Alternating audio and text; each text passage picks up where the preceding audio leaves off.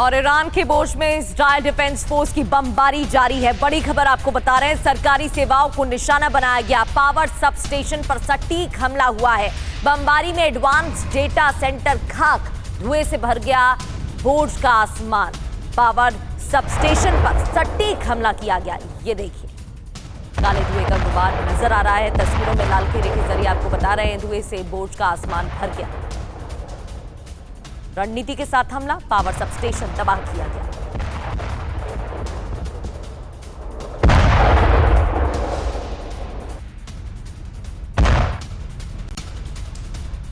और दक्षिणी लेबनान में इजरायल के हमले तेज, स्वास्थ्य मंत्रालय का बड़ा बयान। इजरायली हमले में एक बच्चे समेत 7 लोग मारे गए हैं।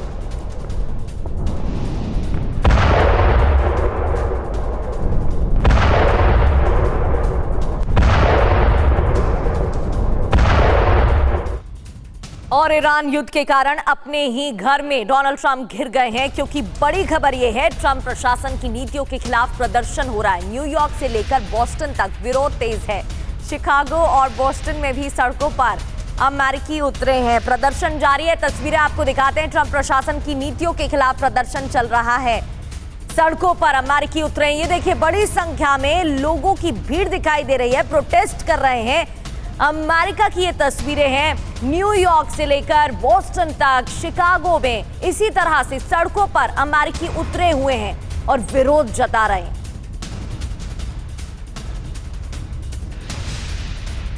तो सड़क पर उतरी आवाम, ट्रंप के खिलाफ प्रदर्शन जारी है। पहले भी ट्रंप प्रशासन की नीतियों को लेकर आवाज उठा चुके हैं प्रदर्शनकारी, और अब युद्ध के बीच और भी ज्यादा गुस्सा भड़कता हुआ देखने को मिल रहा है, क्योंकि कई तो ऐसी तस्वीरें सामने आई हैं जहां पर उग्र होती भीड़ दिखाई दे रही है। पुलिस की टीम सुरक्षा बल रोकने की कोशिश कर रही है, लेकिन बैरिकेड्स को तोड़ते हुए ये जो प्रदर्शनकारी हैं वो आगे बढ़ते नजर आए हैं। एक तस्वीर आपके सामने टीवी स्क्रीन पर, जहां पर बड़ी संख्या में प्रदर्शनकारी दिख रहे हैं। तो डोनाल्ड ट्रंप अब अपने घर में ही घिरते नजर आ रहे हैं। अमेरिका के पोर्टलैंड में भी प्रदर्शन हुआ है। ट्रंप और नेतन्याहू के खिलाफ प्रोटेस्ट किया गया। पुलिस और प्रदर्शनकारियों में भिड़ंत की नौबत आ गई। जी हां, प्रदर्शनकारी भारी संख्या में सड़कों पर नजर आ रहे हैं और कई जगहों पर पुलिस के साथ उनकी भिड़ंत हुई है। ये तस्वीरें आप देखिए। बार बार डोनाल्ड ट्रंप पर अभी आरोप लग रहा है कि बेंजामिन नेतन्याहू के दबाव में, इजरायल के दबाव में अमेरिका ने ये जंग ईरान पर थोपी है, जिसका अमेरिका समेत पूरी दुनिया की अर्थव्यवस्था पर असर पड़ रहा है। लोग परेशान हैं और ट्रंप की नीतियों का बड़े पैमाने पर विरोध शुरू हो गया है।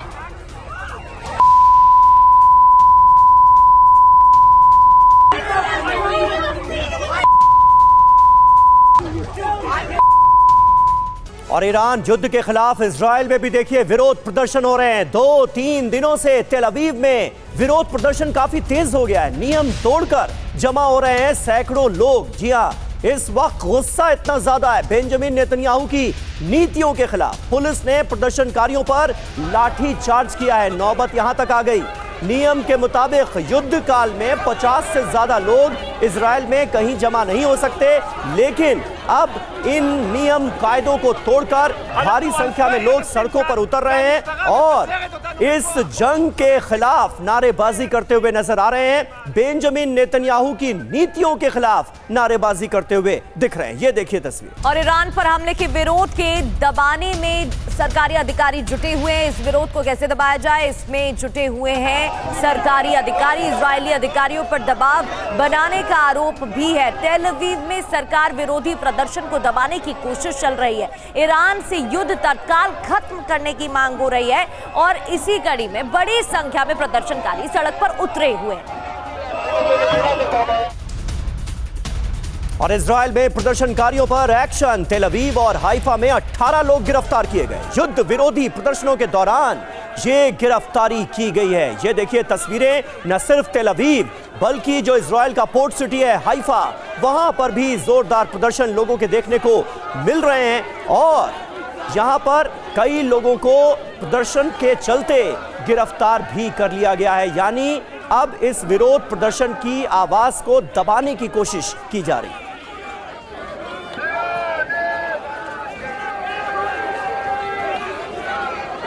हमारे साथ तमाम खास मेहमान मौजूद हैं जिनसे हमने आपका तारुफ कराया, लेकिन सबसे बड़ा खतरा इस बात का है कि अगर ये जंग लंबी चली तो कहीं पूरी दुनिया को बड़े पैमाने पर इसका नतीजा ना भुगतना पड़े। प्रोफेसर दीप्ति तनेजा अर्थशास्त्री हैं, हमारे साथ मौजूद हैं और चर्चा की शुरुआत दीप्ति जी मैं आपसे ही करना चाहूंगा।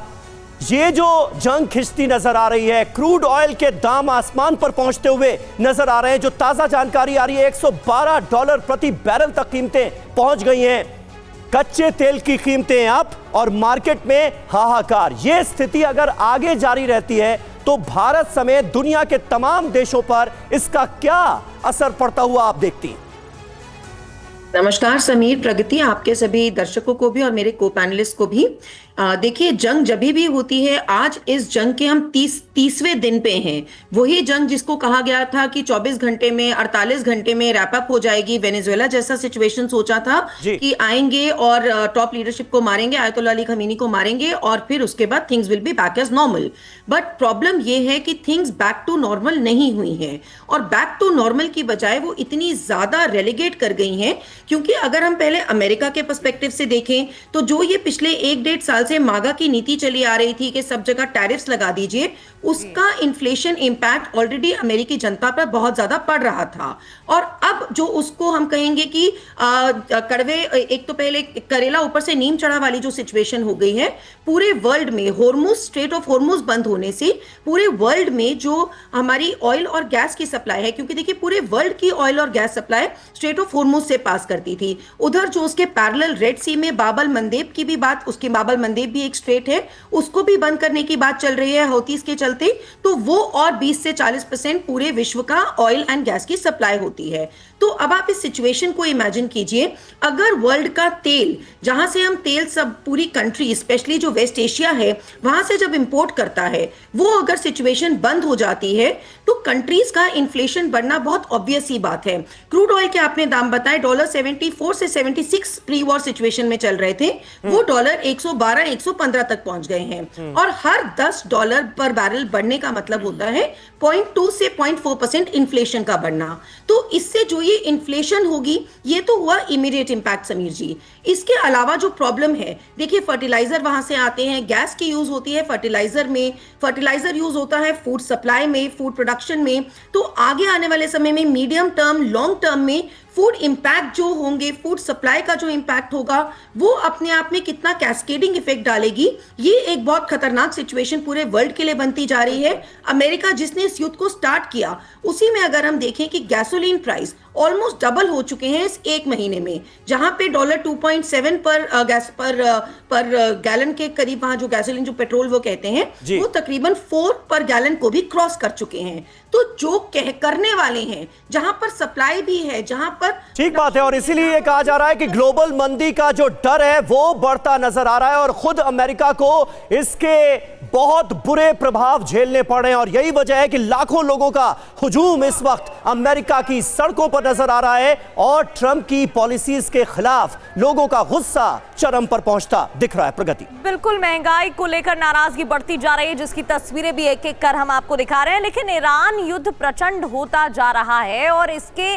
चलते ग्लोबल मंदी का डर सताने लगा है, जिस पर हम चर्चा भी कर रहे हैं। अब तक क्या हुआ है? एक महीने से मिडिल ईस्ट में भीषण जंग चल रही है, जिसकी अलग अलग जानकारी हम आपको दे रहे हैं। खाड़ी देशों में तेल गैस उत्पादन 70% तक घट चुका है।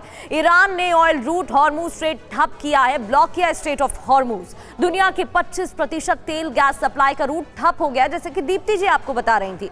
हॉर्मुज ठप होने से कई देशों में तेल गैस संकट है। तेल और गैस संकट का अब असर क्या होगा?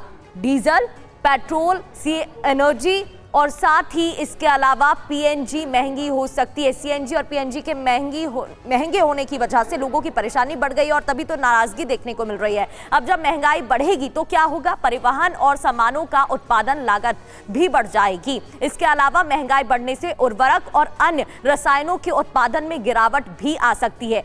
कृषि उत्पादन घटेगा। फर्टिलाइजर की जो बात अभी दीप्ति जी कर रही थी, फैक्ट्रियों का उत्पादन धीमा या बंद हो सकता है, यानी कि रोजगार संकट भी होगा और ऐसे में परेशानी और भी ज्यादा बढ़ सकती है। कार्तिक के काले सर, जिस तरीके से हालात बनते हुए नजर आ रहे हैं, एक लड़ाई तो होती है हथियारों की जो चल ही रही है और दूसरी लड़ाई ये भी है, दूसरा संकट ये भी है जो खड़ा होता दिखाई दे रहा है। इसका असर आने वाले समय में और कितना ज्यादा विकराल देखने को मिल सकता है? देखिए, इस प्रश्न का उत्तर दो भाग में देना चाहिए। पहले तो है इंटरनेशनल, दैट मीन्स अंतर्राष्ट्रीय दबाव क्या होगा, अंतर्राष्ट्रीय बाकी देशों के साथ क्या होगा, और दूसरा भारत स्पेसिफिक के साथ क्या होगा। तो जो पहला पार्ट है, दैट मीन्स इंटरनेशनली क्या हो रहा है, वो तो दिखना शुरू हो गया। फिलीपींस में इमरजेंसी डिक्लेयर हो गई है, पाकिस्तान में 500 रुपये पर लीटर जो है तेल हो गया है और राशनिंग हो गई है इमीडिएटली। सब जगह लोगों को बोल दिया है कि घर से काम करिए, ऑफिस नहीं आना, स्कूल नहीं आना, तो ये सब बंद हो गया है। सिमिलरली साउथ एशिया के जितने देश हैं इंक्लूडिंग जापान वगैरह, उन पे भी असर अब धीरे धीरे दिखना शुरू होगा। देखिए, one of the most important by products जो सेमीकंडक्टर इंडस्ट्री में लगता है, जिससे ग्रोथ अभी पॉसिबल है पूरे के पूरे हमारे जो कंप्यूटराइजेशन, डिजिटल एरा जिसकी हम बात करते हैं, वो है हीलियम। और हीलियम गैस जो है वो अब शॉर्ट सप्लाई में होगा। Qatar was a major supplier of helium, वो भी अब शॉर्ट सप्लाई में होगा। तो इसलिए इसको अगर हम ध्यान से देखें तो इंटरनेशनली तो इसका बहुत नेगेटिव असर हो ही रहा है, बिकॉज लोगों के पास ऑल्टरनेट सोर्सेज हैं नहीं। लेकिन हमारे देश में इस समय लकीली पोजीशन थोड़ी स्ट्रांग है और हमने जो एक बहुत ही अच्छी बात करी है, जो रिफाइनिंग कैपेसिटी हमने इंप्रूव करी है, जिससे Venezuelan oil, American oil, Russian oil और जितने भी तरह के, और स्पेशली देखिए सऊदी और मिडल ईस्ट का ऑयल जो है वो बड़ा क्लीन ऑयल माना जाता है, यानी अच्छा ऑयल माना जाता है, उसको ज़्यादा रिफाइनिंग की ज़रूरत नहीं पड़ती है। लेकिन जो बाकी जगहों से इस समय तेल के सोर्सेज हैं, उन सबको रिफाइनिंग की ज़रूरत पड़ेगी। और इस समय दुनिया में सबसे बड़ी रिफाइनरीज इंडिया में ही हैं और कुछ ऐसे तेल हैं जैसे वेनेजुएलन और अमेरिकन जो आराम से इंडिया में अच्छी तरह से रिफाइन हो सकते हैं। तो आप एक तरह से ये मानिए कि ये एक विंडफॉल है इंडिया के लिए कि रिफाइनिंग के लिए सारा तेल जो है वो भारत ही आएगा। एलपीजी वगैरह जो बाकी उसके बाय प्रोडक्ट्स हैं उसमें डेफिनेटली शॉर्टेज आ सकती है। एंड आई एम श्योर कि हमने जो ऑल्टरनेट मींस ऑफ प्रोडक्शन जो पकड़े हैं अल्जीरिया, कनाडा, नॉर्वे वगैरह के साथ, उससे वो भरपाई हो जाएगी। ठीक है सर। और देखिए, इस बीच जंग से जुड़ी कुछ और अहम खबरें हमारे पास आ रही हैं। इराक के इरबिल में ताबड़तोड़ हमले हुए हैं। मिसाइल अटैक को एक नाकाम किया गया है, उसकी तस्वीरें सामने आई हैं। अमेरिकी डिफेंस ने ईरानी मिसाइल यहां पर मार गिराई। हवा में तबाह हुई ईरान की बैलिस्टिक मिसाइल। ये देखिए तस्वीरें, ये बड़ा हमला बैलिस्टिक मिसाइल से, जिसे नाकामयाब कर दिया गया। और ईरान युद्ध को लेकर अमेरिकी राष्ट्रपति डोनाल्ड ट्रंप ने क्या कहा? ट्रंप का बयान आया सामने, ईरान को लेकर हौसला नहीं टूट रहा है। ट्रंप ने सोशल मीडिया पर पोस्ट किया है। तो देखिए, ग्लोबल मंदी को लेकर ब्लैक रॉक के सीईओ लैरी फिंक ने क्या चेतावनी दी है, ये अब आपको दिखाते हैं। क्योंकि ग्लोबल रिसेशन आ सकता है आने वाले वक्त में अगर जंग इसी तरह से लगातार चलती रही, तो ये तमाम विश्लेषक दावा कर रहे हैं। ईरान जंग नहीं रुकी तो तेल गैस की कीमतें और बढ़ेंगी। कच्चे तेल की कीमतों में वैसे ही आग लगी हुई है। तेल की कीमतें $150 प्रति बैरल तक पहुंच सकती हैं। ये लैरी फिंक की चेतावनी सामने आई है। ब्लैक रॉक के सीईओ ये कह रहे हैं। इसके अलावा तेल की कीमतें बढ़ने से वैश्विक मंदी देखने को मिल सकती है, जैसे कि हालात बन भी रहे हैं और इस पर हम चर्चा भी कर रहे हैं, क्योंकि इसमें भुगतना तो आम लोगों को पड़ेगा ना, जिनकी शायद कोई गलती भी नहीं है, और ग्लोबल इकोनॉमी पर गंभीर असर भी पड़ेगा। ये भी लैरी फिंक की तरफ से बयान दिया। जी हां, हर क्षेत्र में ग्लोबल मंदी का सामना करना पड़ेगा, यानी खतरे की घड़ी नजदीक आ रही है। अगर ये जंग प्रोफेसर अमिताभ लंबी खिंचती है तो इसके आसार बढ़ते नजर आ रहे हैं। और शुरुआती 30 दिनों में, एक महीने में, ये तो हमें पता चल ही गया है कि ये जंग कितना असर डाल सकती है, ना सिर्फ इस जंग में मुलव्विस तमाम देशों पर बल्कि पूरी दुनिया पर। देखिए, ये जंग जो है और उसके पहले जो रूस यूक्रेन जंग चल रहा था, हमने देखा है किस तरह पूरी दुनिया अव्यवस्थित हो गई थी, खासकर इकोनॉमिक टर्म्स में जी। और पहली बार ऐसा होगा कि अमेरिका डायरेक्टली इन्वॉल्व है इस वॉर में। माना यह जा रहा है कि हर दिन $2 बिलियन अमेरिका के खर्च हो रहे हैं, यानी अब तक $60 बिलियन खर्च हो गए। इकोनॉमिक माइट जो है अमेरिका को, उसको इससे चैलेंज मिल रहा है। और हम सब जानते हैं कि ट्रंप साहब का ultimate objective victory, defeat, freedom, justice ये नहीं है। उनका अल्टीमेट ऑब्जेक्टिव है कि वो किस तरह अपने पैसों को वहां से निकाल सकें और अमेरिका के साथ ट्रेड कितना से कितना ज्यादा कर सके। वेनेजुएला में हमने देखा है, ईरान के साथ भी यही हो रहा है और अमेरिकन इकोनॉमी खुद रिसेशन में जाने के कगार पर है। जो स्थितियां बनी है पिछले साल मार्च से इस साल मार्च में, अमेरिकन हाउस होल्ड को 4% का इन्फ्लेशन झेलना पड़ रहा है, जो अनप्रेसिडेंटेड है अमेरिकन हिस्ट्री में। और अमेरिका इस समय जो कर रहा है पूरी दुनिया के साथ, आप देखिए ना, ये कोविड से शुरू हुआ, उसके बाद ट्रंप के टैरिफ पर आया, फिर रूस यूक्रेन वॉर चला, और अब ये बात। पिछले 4 साल में हमने 4 ऐसे मेजर डिस्टर्बेंसेस देखे हैं इकोनॉमिक लाइफ में, जिसके चलते आज हम इस कगार पे पहुंचे हैं कि हमारा जो तेल है वो $150 $200 पर जाए, उसके लिए भी हमें तैयार होना होगा। लेकिन इसका खामियाजा सबसे ज्यादा अमेरिका को भुगतना पड़ेगा। और इस समय ट्रंप एकदम फ्रेंडलेस होते जा रहे हैं। दुनिया में जितने देश थे, खासकर यूरोप को देखिए, उन्होंने अपना हाथ मोड़ लिया, कहते हैं अब वो किसी तरह कोऑपरेट नहीं करेंगे अमेरिका से। भारत इस समय एक स्टेबिलिटी के तौर पर से गुजर रहा है और अभी भी गुजरेगा, लेकिन आने वाले दिनों में अगर $150 या $200 होते हैं तो हमें भी इसका दंश झेलना पड़ता है। और इसका सबसे ज्यादा इंपैक्ट होता है हमारी ग्रोइंग इकोनॉमी पर। अब तक जो सबसे सस्टेन्ड इकोनॉमी थी, अगर 80% से 88% हमारे तेल बाहर से आ रहे हैं, अगर उनका दाम बढ़ता है तो हमारी इकोनॉमी को भी सफर हो करेगा। बिल्कुल सर, उस पर भी असर पड़ता हुआ नजर आएगा। बिल्कुल ठीक आपने कहा। इस बीच एक और ब्रेकिंग आ रही है, उसका रुख कर लेते हैं। एक बड़ी खबर, जहां ईरानी यूनिवर्सिटी पर हमले में तबाही का वीडियो सामने आ चुका है। बड़ी बात यह है कि बीते दिनों में शैक्षणिक संस्थानों पर भी हमले हुए हैं। साइंस एंड टेक्नोलॉजी यूनिवर्सिटी पर हमला हुआ है। साइंस एंड टेक्नोलॉजी यूनिवर्सिटी की तस्वीरें आप देख रहे हैं। अमेरिकी हमलों से दहला है यूनिवर्सिटी। हमले के बाद यूनिवर्सिटी में भारी तबाही देखने को मिली है।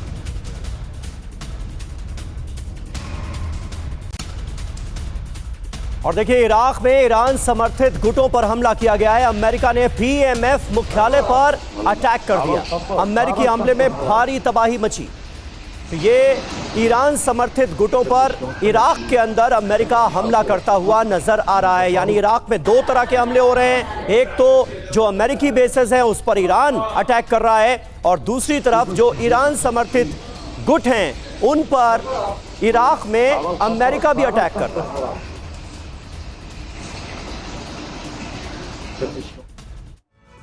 तो ईरान युद्ध से खर्च बढ़ गया है। अमेरिका में मंदी का खतरा है। कई रिपोर्ट सामने आ चुकी हैं कि रोजाना अमेरिका को कितना नुकसान हो रहा है। महंगाई, जरूरी चीजों के दाम बढ़ गए हैं। ट्रंप के खिलाफ प्रदर्शन हो रहा है। साफ है, परेशानी तो यहां पर बढ़ी है। जी हां, शेयर बाजारों पर भी सीधे असर देखने को मिल रहा है इस जंग का। अमेरिकी शेयर बाजार में 7% से ज्यादा की गिरावट दर्ज की गई है। ब्याज दरों पर असर पड़ा है। फेडरल रिजर्व द्वारा ब्याज दरें बढ़ाने की संभावना जताई गई है। इसके अलावा ब्रेंट क्रूड ऑयल, इसकी कीमत $115 प्रति बैरल तक पहुंच गई है। युद्ध में जो अनुमानित खर्च है वो $30 अरब से ज्यादा का बताया जा रहा है। और शुरुआती 100 घंटे की बात करें तो इसमें $3.7 अरब खर्च हुए हैं। एसपीपी सिंह सर, आप इसको कैसे देखते हैं? एक तरफ तो स्ट्रेट ऑफ हॉर्मूज बंद होने से परेशानी हुई, आम लोगों पर असर पड़ रहा है, लेकिन अब अल मंदेब की भी बात हो रही है कि उसको भी ब्लॉक किया जा सकता है जब से हूती की एंट्री हुई है, तो उसका आम लोगों पर क्या असर होगा? देखिए प्रगति, जो अभी हालात आपने बहुत अच्छा बताया है इकोनॉमी का, इसमें सबसे पहले मैं ये कहूँगा कि अभी ये है कि ऑयल वर्सेस रिन्यूएबल एनर्जी विश्व को सोचना है, खास करके भारत को रिन्यूएबल एनर्जी के ऊपर काफ़ी कंसंट्रेट करना पड़ेगा और ये बहुत आवश्यक है। दूसरा आपने बोला है कि स्टेट ऑफ हॉर्मुज में जो उन्होंने रोक लगाई हुई है, एक तरह का ब्लॉकेट किया हुआ है, इसका बहुत नेगेटिव असर हो रहा है। फ्यूल, फूड और फर्टिलाइज़र, ये तीनों के ऊपर असर आएगा, जिसमें कि रोटी, कपड़ा, मकान के ऊपर असर आएगा भारत के अंदर। और उसके लिए हम भारत ने ऐसे स्टेप्स लिए हुए हैं कि जिससे इस समय पूरी कोशिश है कि आम आदमी को कोई दिक्कत ना आए। सबसे ज़्यादा कठिन है LPG की मैनेजमेंट, और उसके ऊपर भी भारत ने प्रोडक्शन भारत के अंदर उसको इंक्रीज़ किया है, डबल किया है, हुक्म दिया है। तो मैं ये समझ रहा हूँ अभी हॉर्मुज स्ट्रेट एक बहुत ख़तरनाक हिस्सा बन गया है जियोपॉलिटिकल, जियो स्ट्रैटेजी के अंदर। और उसके साथ क्योंकि ईरान को अपना सर्वाइवल करना है, उसको जीत नहीं आ सकती, सिर्फ उसकी सर्वाइवल जीत है। उसने बाब एल मंदेब के ऊपर भी उसको खोल दिया हिस्सा।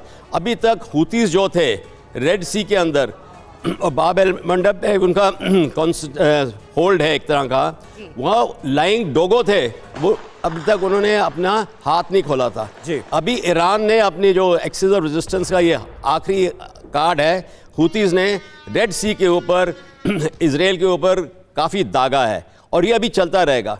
जहाँ तक अभी हॉर्मुज़ स्ट्रेट था वो एक रीजनल वॉर में समझता हूँ रही थी, एनर्जी सेक्टर अफेक्टेड था बहुत बुरी तरह। अभी रेड सी के अगर आता है तो सारी जो विश्व की ट्रेड है वो मूव करती है सुएज कैनाल रेड सी के थ्रू। इसका मतलब कि वर्ल्ड ट्रेड में बहुत बुरा असर आएगा और ये बहुत ख़तरनाक है। इसमें दो चीज़ें, जब हम वर्ल्ड वॉर 3 की बात करते हैं तो उसके असर बढ़ सकते हैं। दूसरा है कि कैसा स्टेप लेगा अमेरिका भी इस समय, उसको समझ नहीं आ रही कि ईरान के ऊपर हम कैसे कंट्रोल करें। इतनी बमबारी की है, दोबारा करी जा रहे हैं, अगर दोबारा करी जा रहे हैं उसका असर नहीं आता, it is considered as a reinforcing a failure.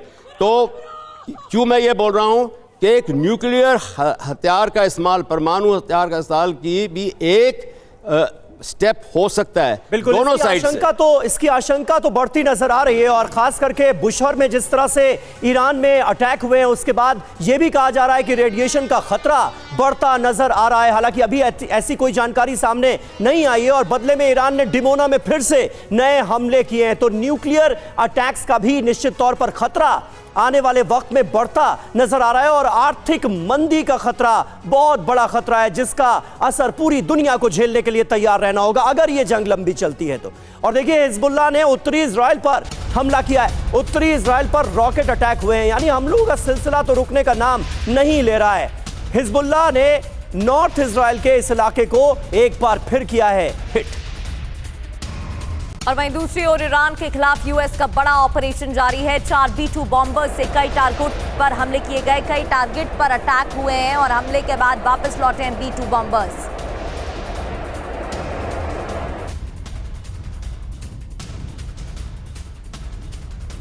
और देखिए, इस वक्त एक बड़ी खबर आ रही है। B-2 बॉम्बर का तबरीज ऑपरेशन सफल रहा, कामयाब रहा। अमेरिकी बॉम्बर ने तय लक्ष्य पर हमला किया है। तबरीज के अंडरग्राउंड ठिकाने पर हमले का दावा किया गया है, यानी जो टारगेट था, जो लक्ष्य था, उसे सीधे हिट किया गया है। इस हमले में अमेरिकी सेंट्रल कमांड के अधिकारियों के सूत्रों के हवाले से यह खबर सामने आ रही है।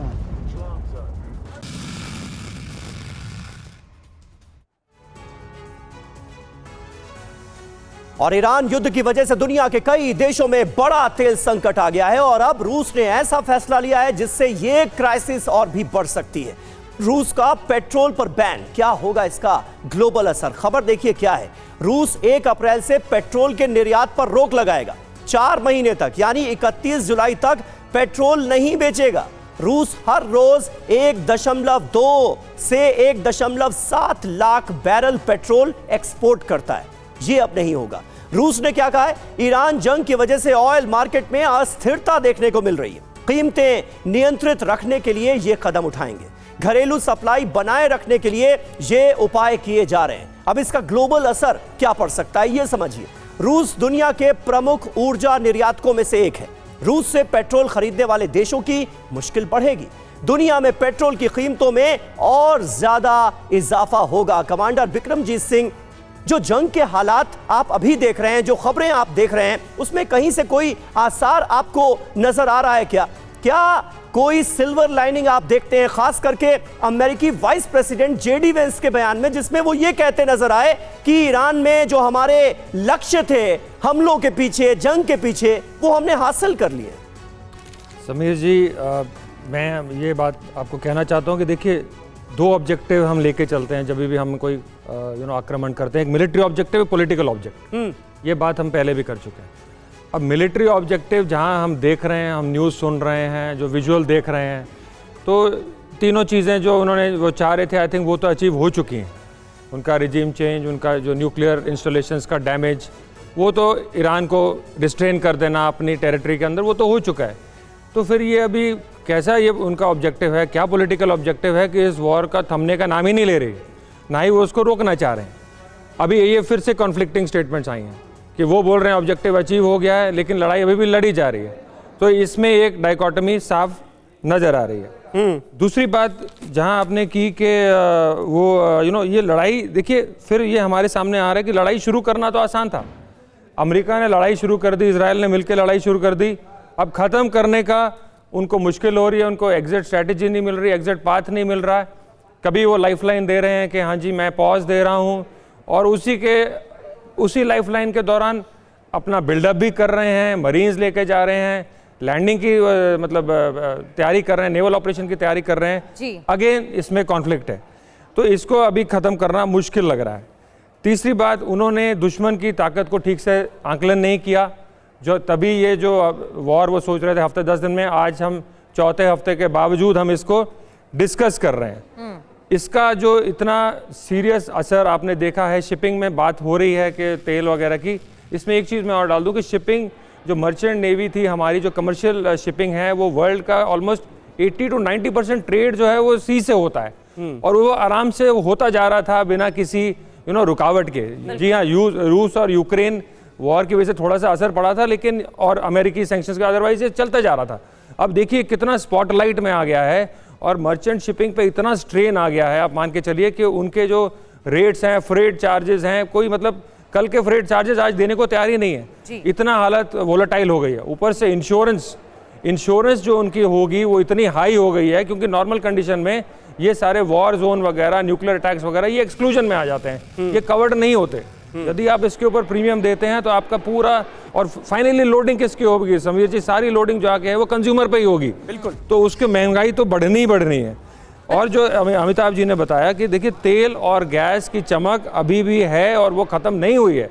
रिन्यूएबल एनर्जी की बात कर रहे थे जनरल साहब, रिन्यूएबल एनर्जी हमने कोशिश कर रहे हैं कि हम इलेक्ट्रिक हो जाएं, लेकिन तेल और गैस की चमक नहीं ख़त्म हुई है, आगे आने वाले सालों में नहीं खत्म होगी। देश अभी भी उसके लिए लड़ रहे हैं। बिल्कुल, कुल मिलाकर सर यहाँ पर असर तो हो रहा है साफ तौर पर, जैसे महंगाई बढ़ रही है, लोगों का प्रदर्शन, विरोध देखने को मिल रहा है, नाराजगी भी बढ़ती जा रही है, और जो हालात बन रहे हैं उससे तो लग रहा है कि और भी ज्यादा हालात बद से बदतर हो सकते हैं। यूएई में ड्रोन हमले के शिकार हुए हैं यूक्रेनी। एक बड़ी खबर आपको बताते हैं, यूएई में लगातार हमले जारी हैं, ड्रोन अटैक हो रहे हैं और शिकार हुए हैं यूक्रेनी।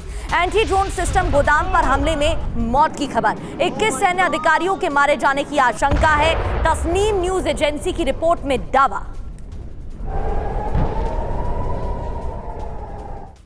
और देखिए ये बड़ी महत्वपूर्ण खबर है कि रूस ने यह फैसला किया है कि 4 महीने तक वो पेट्रोल नहीं बेचेगा। अब इसका भारत पर क्या असर होगा यह समझना जरूरी है। भारत सीधे तौर पर पेट्रोल जैसे तैयार ईंधन आयात नहीं करता है। सबसे पहले तो ये सबको पता होना चाहिए, भारत क्रूड ऑयल यानी कच्चे तेल का आयात करता है। क्रूड ऑयल को ही रिफाइन कर पेट्रोल और डीजल बनाया जाता है। भारत जरूरत का करीब 80% कच्चा तेल आयात करता है। भारत में लगभग 20% कच्चा तेल रूस से आता है। भारत बहुत कम मात्रा में पेट्रोल या अन्य तैयार ईंधन आयात करता है। भारत अपने बड़े रिफाइनरी नेटवर्क के जरिए कच्चे तेल को खुद प्रोसेस करता है। रूस के पेट्रोल बैन करने से लिहाजा भारत पर असर पड़ेगा, इसकी संभावना कम ही नजर आती है। बिल्कुल, और हॉर्मुज स्ट्रेट में ब्रिटिश जहाज जाएगा, इससे जुड़ी भी एक खबर सामने आ चुकी है। खबर यह है कि स्ट्रेट ऑफ हॉर्मुज में ब्रिटिश जहाज जाएगा, हॉर्मुज में माइंस को नाकाम करेगा। ब्रिटिश नेवी के जहाज पर ड्रोन भी तैनात हैं। द टाइम्स के हवाले से बड़ी खबर सामने आ रही है। तो हॉर्मुज स्ट्रेट को कैसे खुलवाया जाए, इसको लेकर लगातार काम किया जा रहा है और ब्रिटिश नेवी के जहाज पर ड्रोन भी तैनात।